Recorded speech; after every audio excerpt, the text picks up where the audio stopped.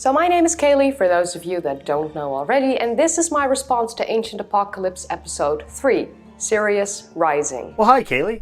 My name's Dan, and this is my response to your response to Ancient Apocalypse Episode 3, Sirius Rising. So I guess you could call this Not So Serious Falling. I don't know, you could make a dad joke here of your own if you'd like.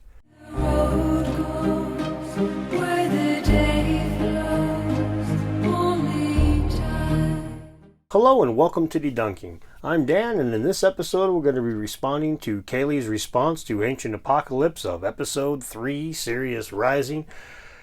I skipped episodes 1 and 2 because I'm kind of getting sick of responding to those. It's like everybody that responds to Ancient Apocalypse starts at episode 1, and I have talked about Neanderthal till I'm blue in the teeth, and she had a lot to say about Malta that was unique. She's traveled there quite a bit and has a friend that's there, and so I figured that we would talk about her episode 3 first. If you guys really want me to, I'll backpedal to episodes 1 and 2. I hate to have to go down this road, but right out the gate, I know most of my subscribers are tremendous people. I almost never have to moderate comments, and like my filter that catches the automated stuff that YouTube automatically filters for is literally empty all the time, except when I upload a video to somebody like Potholer, and then I get the "Dan, you're an idiot" comments that I just go ahead and approve and laugh at. But I never have problems with the comments. I've had one comment that I've been like, dude, I would appreciate it if you didn't say that stuff in my comment section. But I have seen comments on Twitter that make me feel like I have to say this anyway. Please keep your criticisms of Kaylee like you would anybody else that I respond to. Talk about her ideas, talk about her personality if you honestly feel that it's worth addressing, but keep it there. Don't do any of the innies or any of the isms or any of the stuff that's going to make me have to start slapping you around. If I so much as smell 2 fedoras in my comment section, I will start shutting shit down faster than you can roll your eyes. So please, I'm sorry to even have to say this, but let's just I don't want any repeats of what I've seen on Twitter, not on my end of the internets anyway. So having said that, we'll get past that and go forward. So for the past 3 videos now, I've been making videos giving counter-arguments to Graham Hancock's Netflix series Ancient Apocalypse. And in these videos, I try to remain as fair as possible as I can, while just focusing on the information that he's giving us in the show. While I understand many comments under these videos giving information about his books and the background and things that he has said or have happened in the past, that is not the focus of these videos. These videos focus only on the show, because that is what people who have no clue who Graham Hancock is will see, who are unaware of the rest of his work. So maybe after watching the show, will they look for more additional information? But we all know most of them won't. Therefore, my videos focus on what he says in the show. Now, I understand that position is conducive to being able to make videos about Hancock without going through his extensive body of work. The problem is she's openly admitting out the gate that she knows some of the things that she's saying aren't accurate representations of what Hancock's position actually is. And while Ancient Apocalypse is very popular, and being on Netflix certainly hasn't hurt it any, there's a large number of people that have gone to Joe Rogan and to have bought his books, and the people that already came from there that have watched this. So I do personally feel that that's a position that is, I'll be honest with you, if this was on Reddit and she was saying that exact thing, I would be far less kind than what I'm saying right now. This is a position that I find intellectually dishonest. However, the fact that she's making a video does make that a lot different. If you're going to go arguing in comment sections and throwing mud, that's one thing. I can't expect... I get how it is. You spend a lot of time working on a video, so it ended up being like, I need to go through how many fucking hours worth of shit just to get just to know what dudes talk. So I understand where she's coming from, but I do not like this position. So the episode starts with Graham Hancock saying that he has a problem with the mainstream view of the development of civilization. That because of the notion that our own civilization in the 21st century is the apex and the pinnacle of human achievement, If we objectively look into our history, there has never been tangible evidence that a more sophisticated and advanced civilization has existed before us.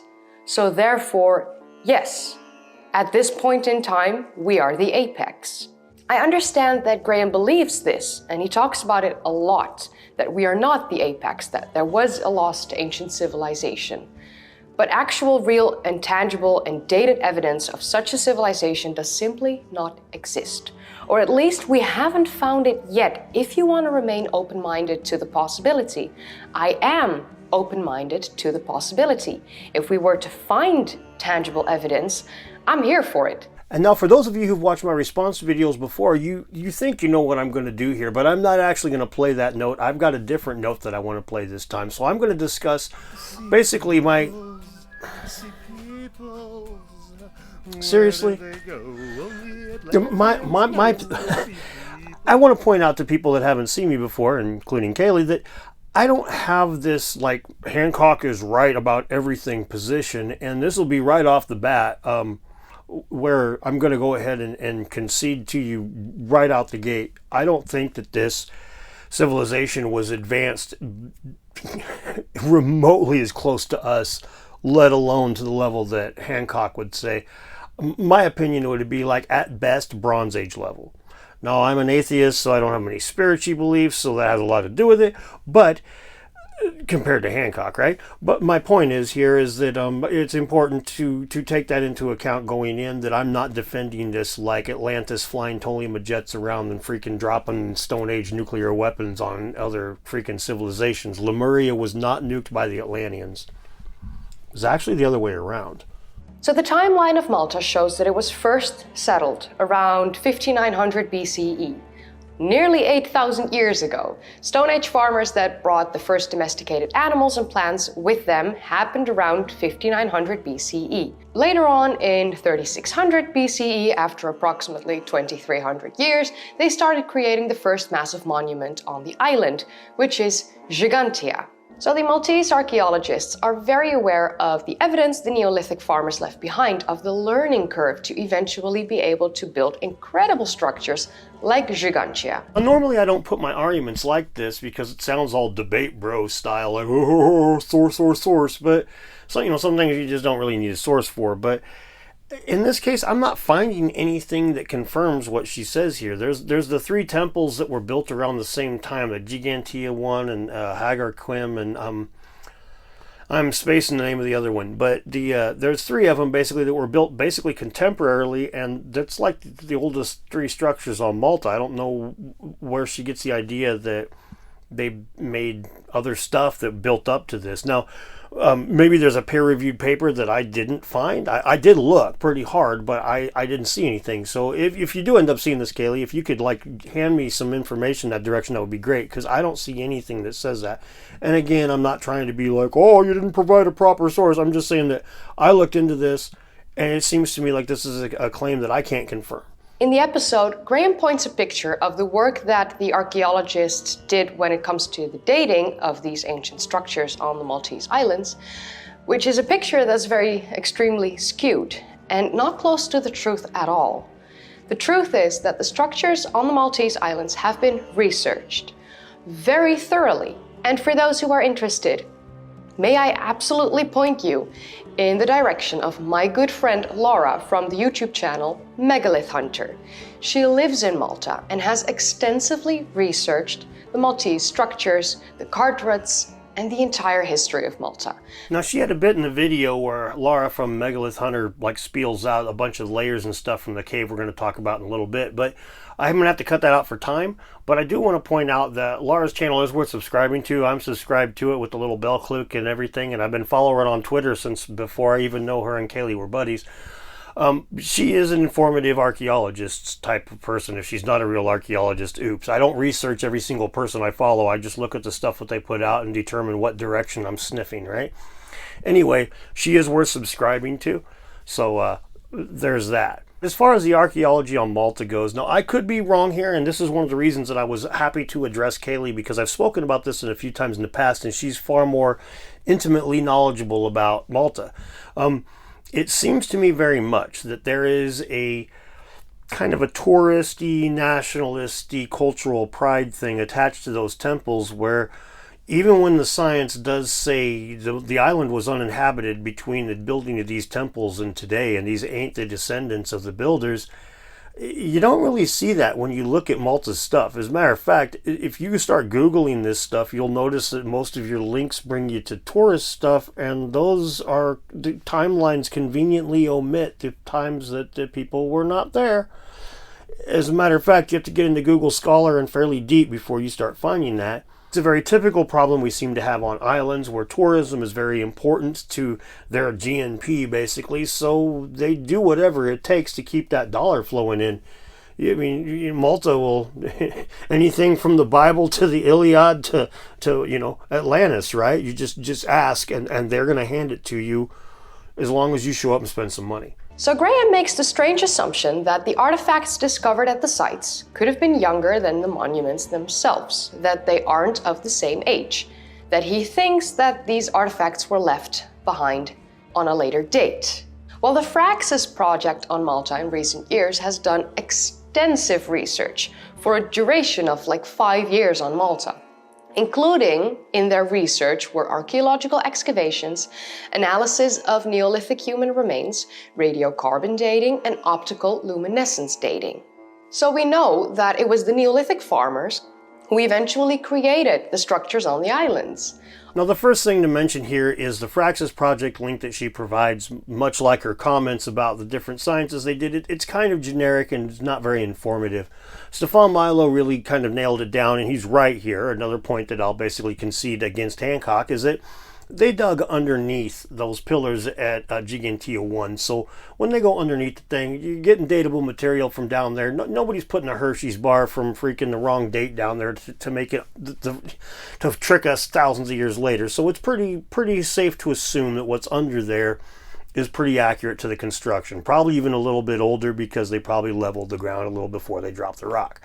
But there's another thing worth mentioning here too, and it's kind of this difference between the investigative journalist that Hancock is and the scientist that Kayleigh is. Science tends to hedge its bets and be careful, and it's not going to extend itself very far. So when it comes to the dating of a site, it's like, well, this is the oldest datable material, this is the oldest datable material we have.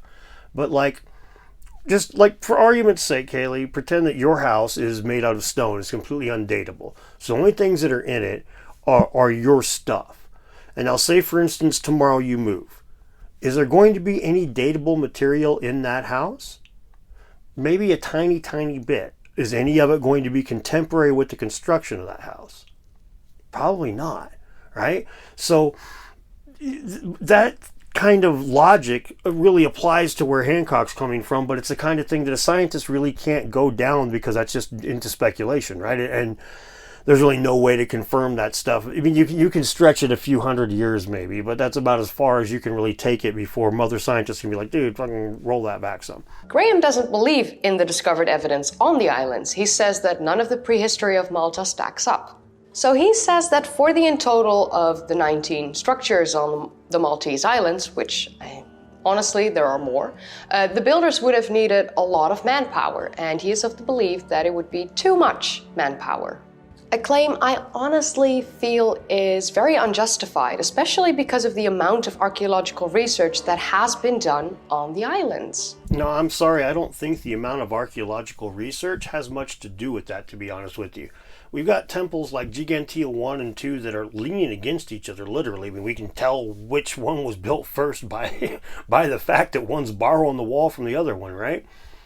Okay, now this is a little bit weird. Normally, when people reuse a site for a temple, they knock the old bastard down or they build on top of it. They don't, build next to it. And they do this all over the island, and they're all over the place, really close to each other. It's weird, and they're not different in the regards that you would expect if they were all praying to different gods. So Graham feels the need to ask the question, who really built Gigantea and when?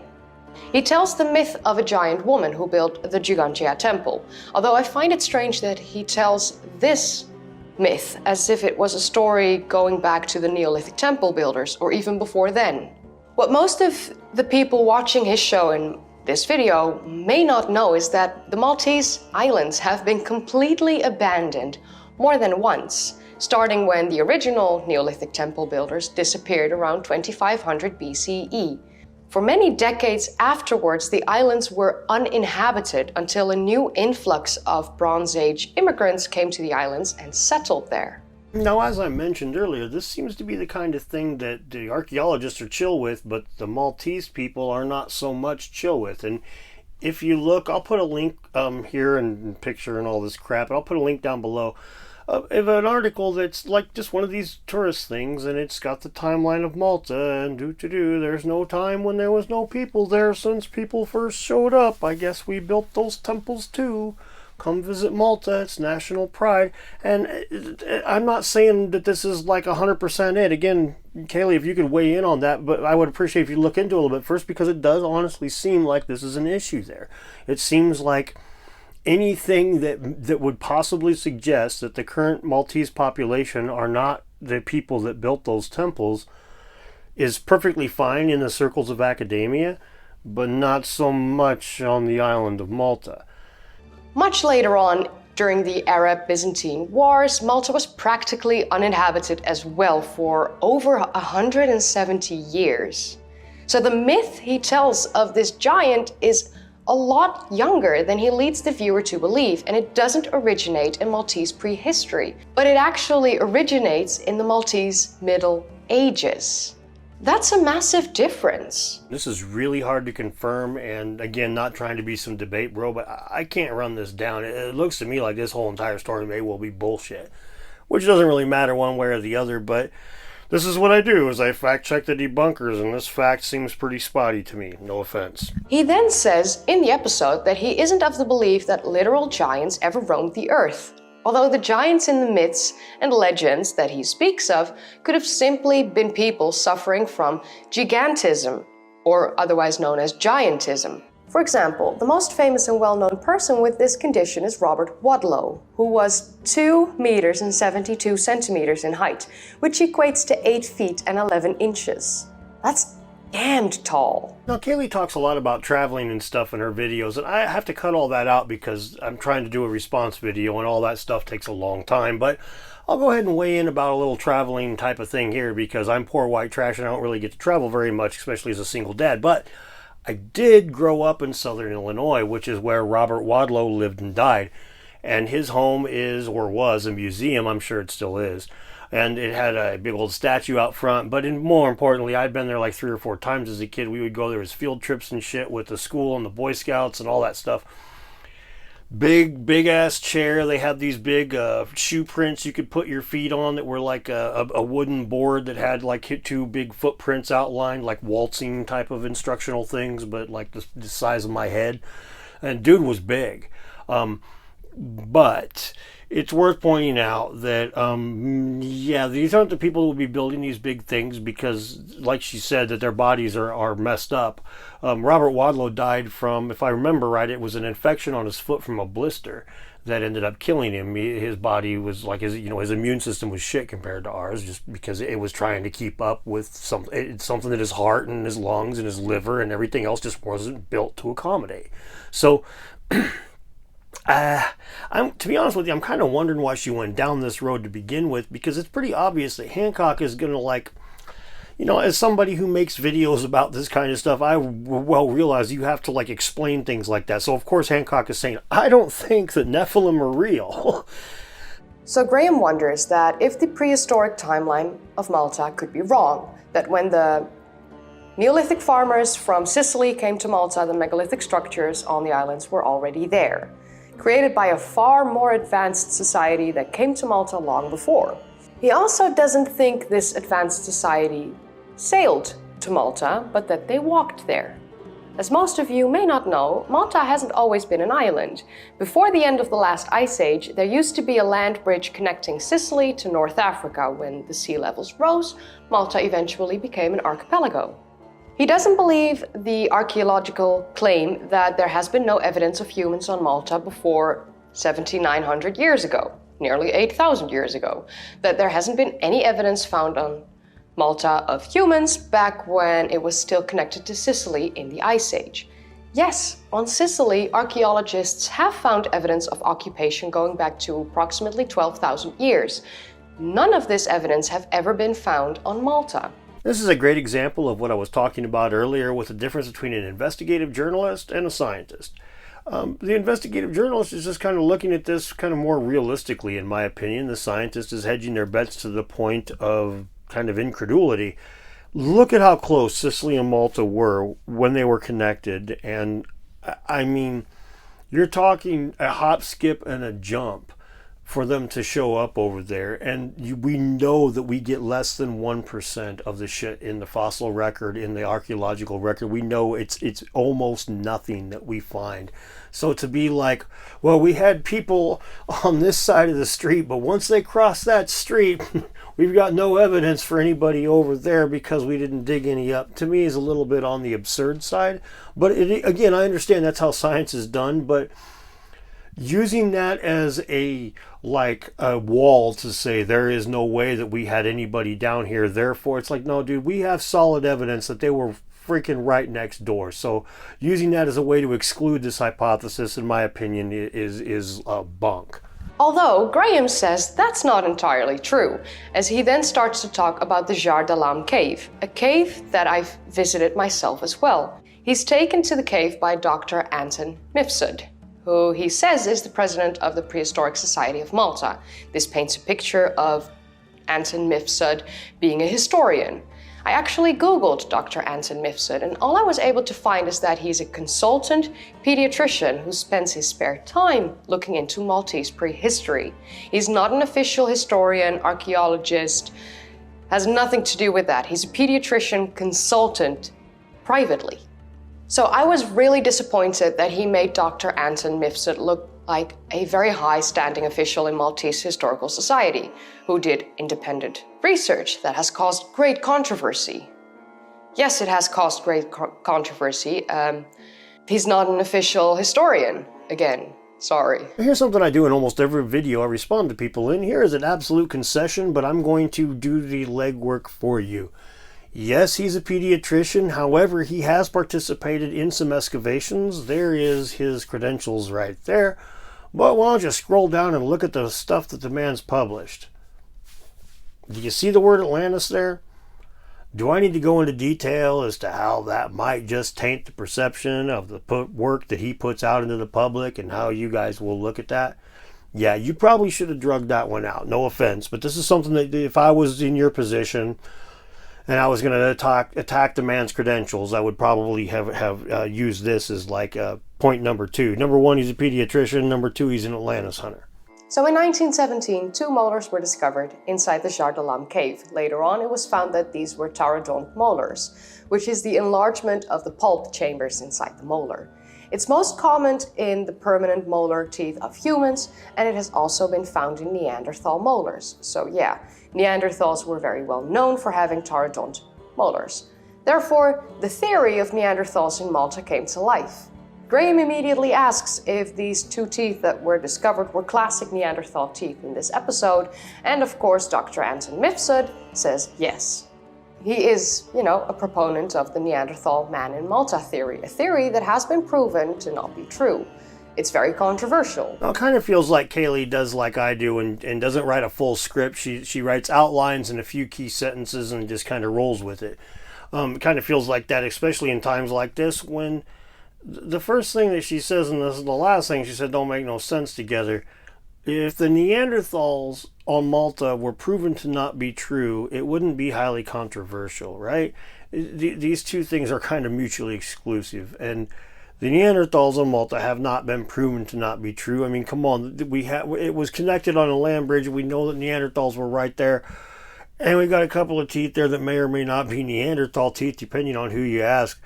To say that it's proven to not be true was the kind of thing that, as I've mentioned before, you don't see scientists saying these kinds of things when they talk about this shit with other scientists. It's only when they're going to debunk pseudoscience that they get out this, we know for a fact, this is certain, there is no question, it's been proven. In the episode, Anton Misfud says that the molars were found at the bottom of the stalagmites, making it seem like they were a lot older than they are. In reality, these teeth were actually found in a flood deposit near the stalagmite, near the fossilized remains of red deer, and it's an Ice Age or Pleistocene deposit. As we all know, there were no Neanderthals later on in the last bit of the Ice Age. Now, she's definitely going to try with the teeth here in a minute to say that they were flooded in there and they don't really belong where they're at. But that layer that she's talking about, that's like 10,000 to 18,000 years ago. So, okay, fine. They're not Neanderthal teeth. So now what does that say about the peopling of Malta? I mean, there's not really a good way that this plays out either way. Where they were found says that they're goddamn old. The teeth may or may not belong to the same individual.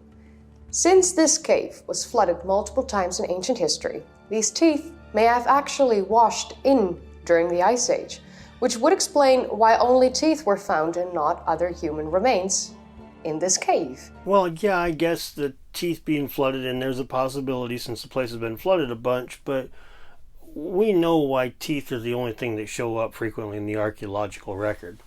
If I may, teeth are disproportionately prevalent in archaeological sites. Scientists often find dozens or hundreds for every skeleton or skull.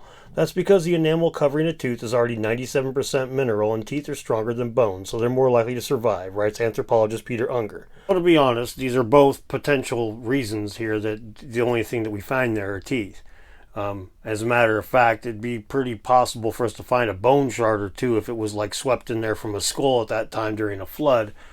But it is tough to say. What we can say for certain is that this is not an accurate statement to make. The Neanderthal man in Malta theory, a theory that has been proven to not be true. There's actually a hot debate ongoing about these teeth, the dating of these teeth, and who these teeth belong to and how they got there. Therefore, I am extremely disappointed in Graham for saying in this episode that this is proof of Neanderthals walking across the Ice Age land bridge into Malta. He can't know, simply because it is absolutely not a fact. It's not clear proof, and for him to state it like this really is a bad thing. I was really disappointed here.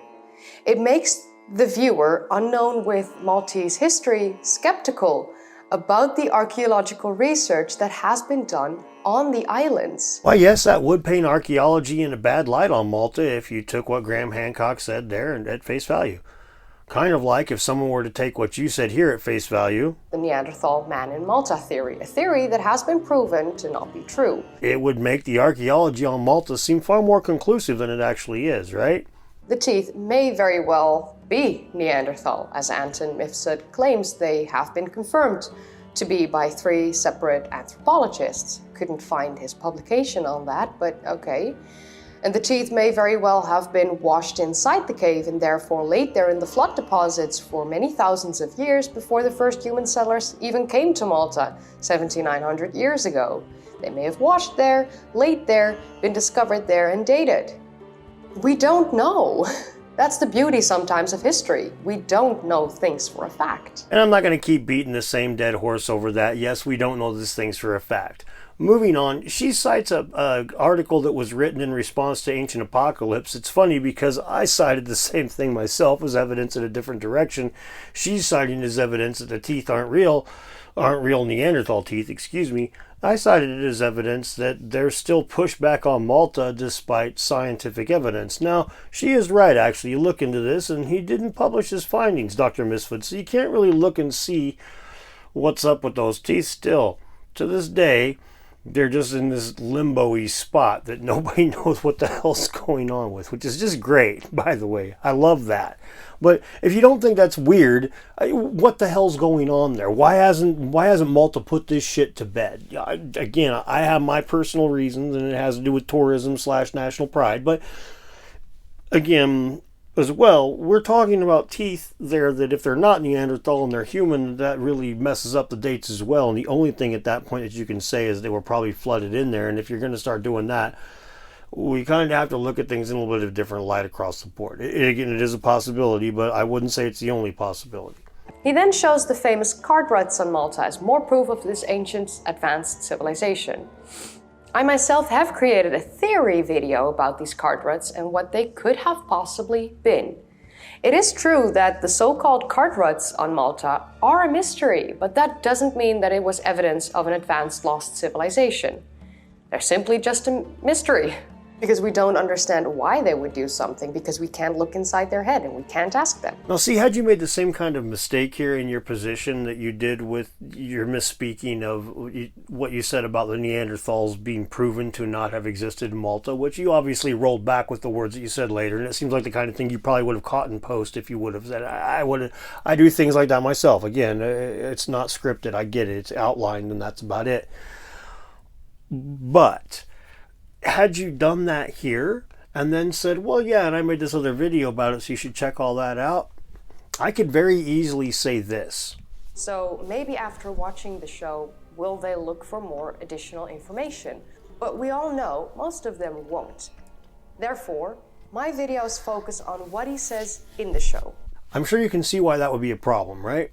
That's why I don't like this position. And again, I understand that it's for you to make a video, but in this position here, had you said something that was asinine that I felt like I needed to dig into, I would have had to have watched your video in order to have remained intellectually honest and have portrayed you properly in this situation, despite what I think other people would be doing here. Because here's the difference.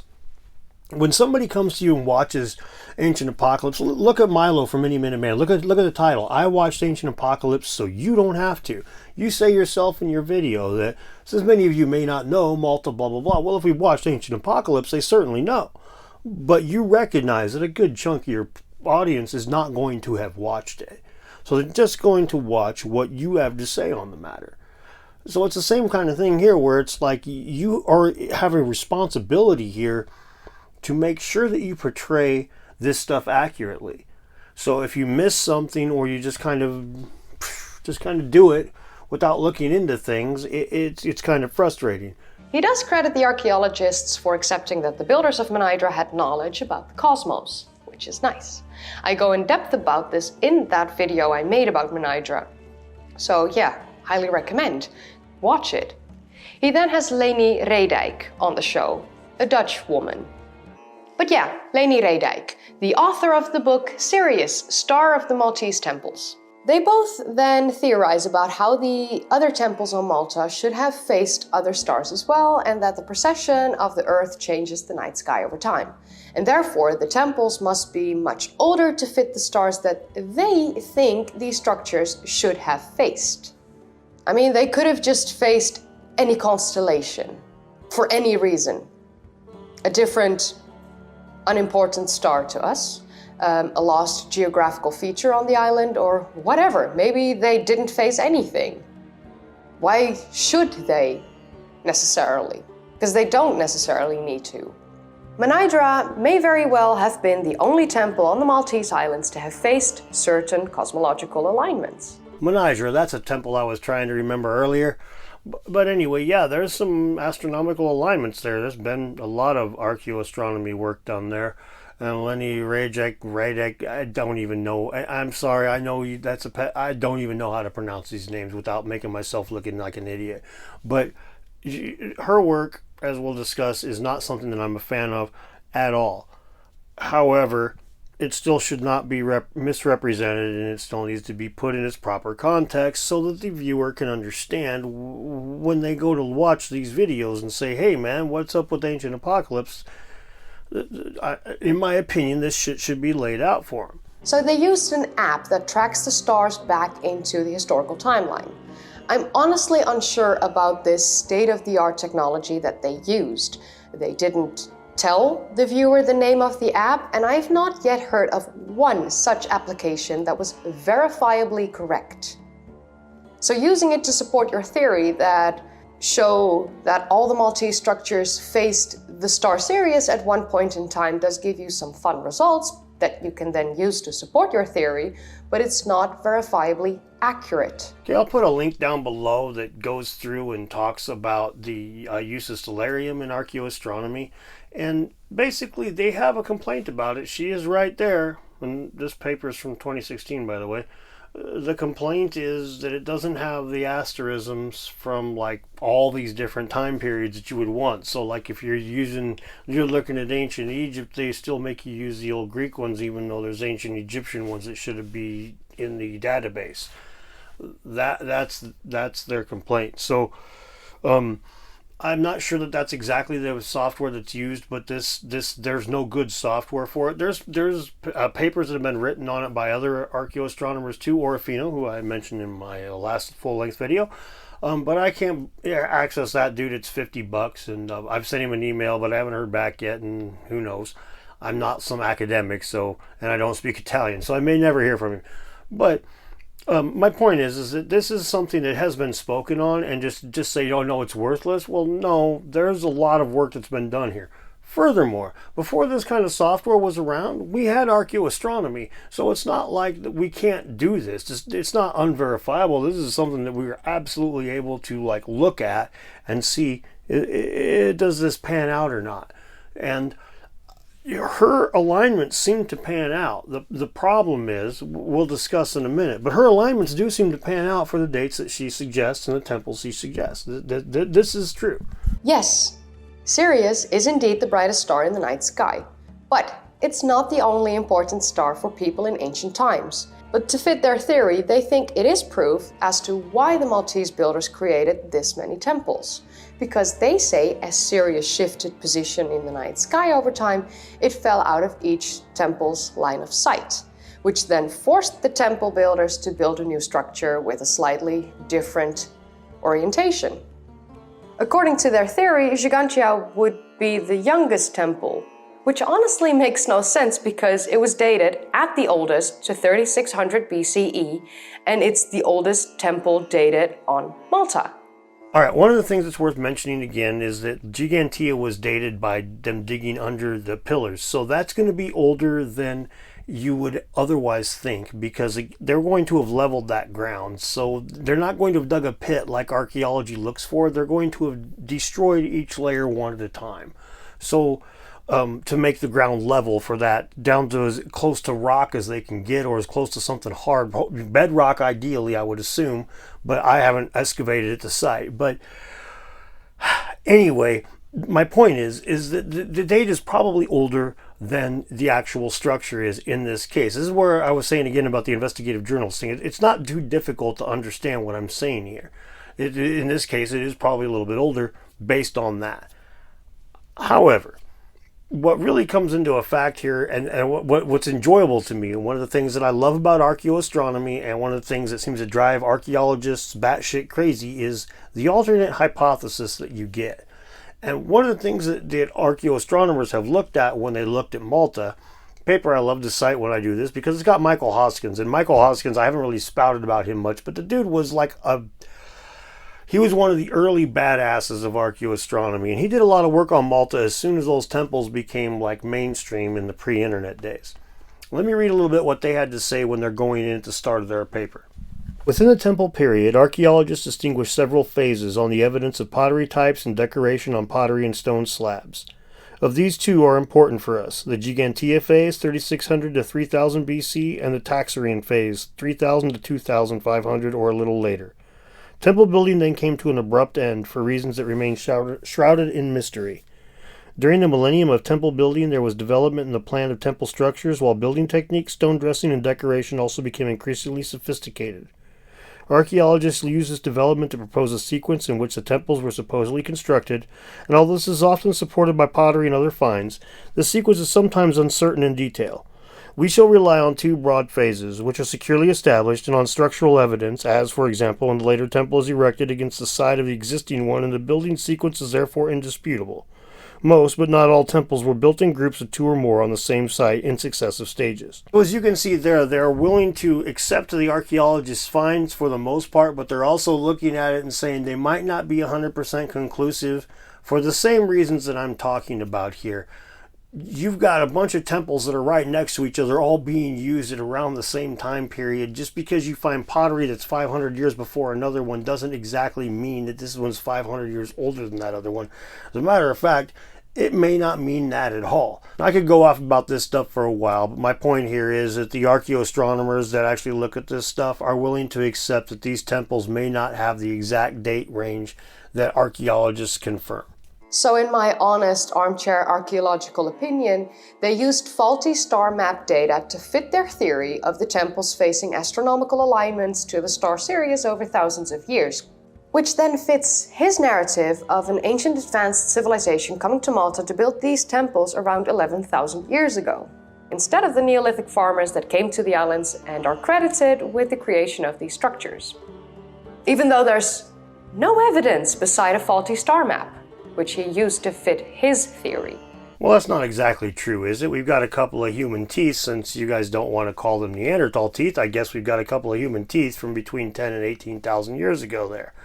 I mean, you can say they were flooded in there, but that's speculative, isn't it? So you could say there is some evidence for people being around there back then. But disregarding that, I want to talk about this whole faulty star map, faulty data crap when it comes to the stars. Excuse me, but this is just frustrating. As those of you who've watched my videos before know, I do not like the fact that archaeoastronomy is so frequently misrepresented and misunderstood. It'd be fine if you guys didn't fucking know about it, but the fact that you guys like don't know about it and then talk about it drives me batshit fucking crazy, man. Sorry. All right, we've got not just the paper that I talk about all the time, but there's other papers that have come out since that have refined Hoskins' work and Ventura's work on Malta.